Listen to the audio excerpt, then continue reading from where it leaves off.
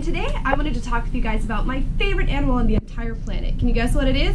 That's right, dolphins. Alrighty guys, dolphins have had a very special relationship with humans all throughout history. In Hawaii, dolphins were called Kanakanaya, which means people of the sea. In ancient Greek mythology, they were actually the messengers of Poseidon, and if a seafarer saw a dolphin on their journey, it just meant that they were going to end up arriving safely to their port. Even in Brazil, we had seen ancient tribes in Brazil actually hunt side by side with dolphins in a very symbiotic relationship. But there's one fun fact that actually brings us even closer to this species, and that is that dolphins actually have first names.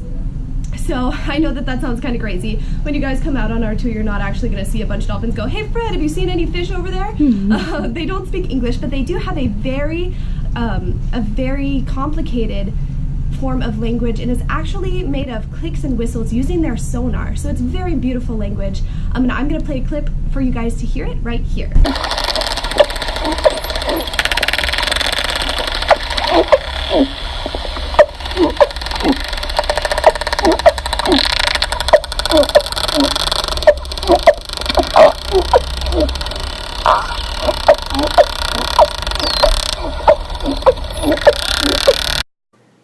For example, an article in the National Geographic has shown that dolphins respond to recordings of their own whistles, suggesting they use names to communicate in the wild, a new study says.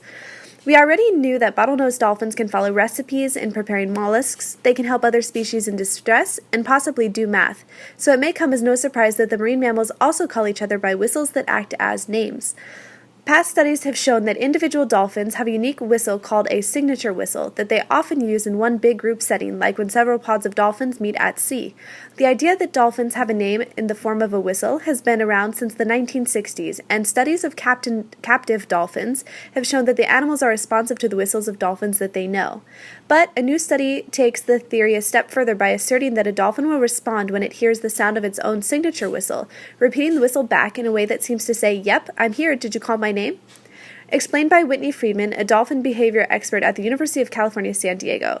She says it's compelling evidence that a dolphin indeed uses the sound as a name, according to the study published July 22nd in the Proceeding of the National Academy of Sciences. The research was performed by a group of scientists off of a boat off of eastern Scotland, who joined up with a group of wild dolphins. When one of the dolphins announced itself with its signature whistle, the equivalent of Joey, for instance, the researchers recorded that sound. Later, the team played the same Joey call back to the dolphins, and a significant portion of the time the dolphin they called Joey responded with the same call, as if Joey was saying, "Yep, I'm here." The dolphins responded a little when the scientists played recordings of whistles of familiar dolphins from the same population, but they did not respond at all to unfamiliar dolphins from a different population.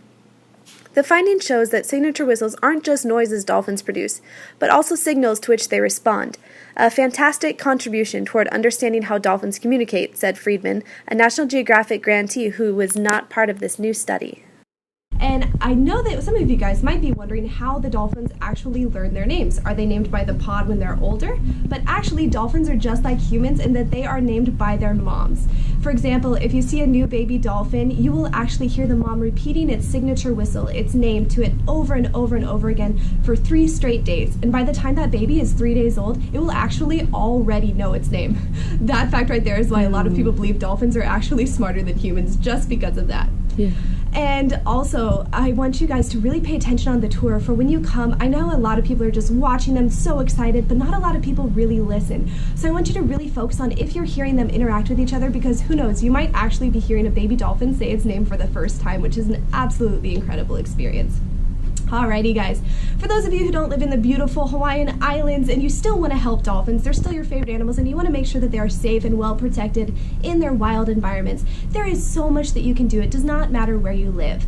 So I want you guys to know, number one cause of depopulation of these dolphins would be trash in our oceans. Dolphins can get caught up in fish nets. Sometimes they will be playing with plastic trash bags that will wrap around their necks. All kinds of things can happen because of human waste.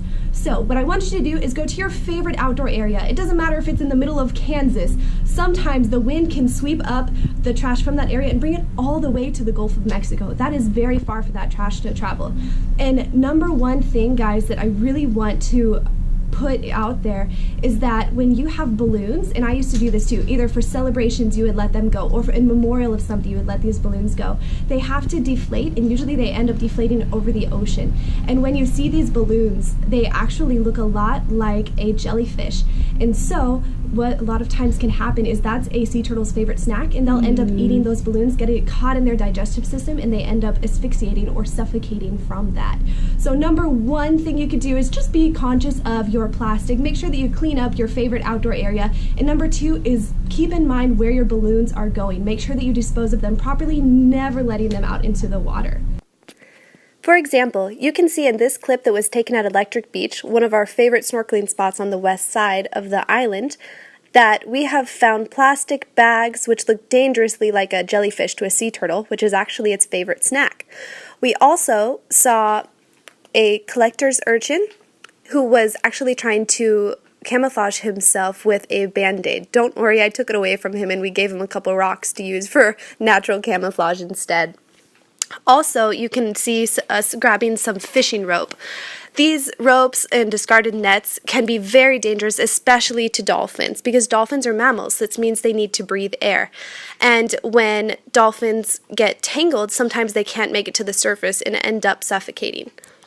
Animals from this video. If you did like it, if you did enjoy it, I want you to click like underneath this video, and also if you want to, subscribe to our YouTube channel. Every week, one of the different photographers is going to be posting a video about their favorite thing that happened that week. For me, it was hearing the dolphins' names. Also, if you want to see what we're up to on a daily basis, feel free to follow us on Instagram and Facebook at Dolphins and You. For our followers from Japan, we actually have a special social media, all in Japanese, at dolphinsandyou.jp. Also, if you guys want to see what I'm up to personally around the island, you can follow me on Instagram at Barefoot Mermaid. That's the @ symbol, BAREFOOT, period, mermaid, MERMAID. On there, I post my favorite photos that I've taken at work, all different kinds of ocean animals, hikes around the area, my favorite foods in Hawaii, as well as a ton of puppy pictures. So I hope that you guys enjoyed today. Thank you so much for following us, and aloha! Aloha!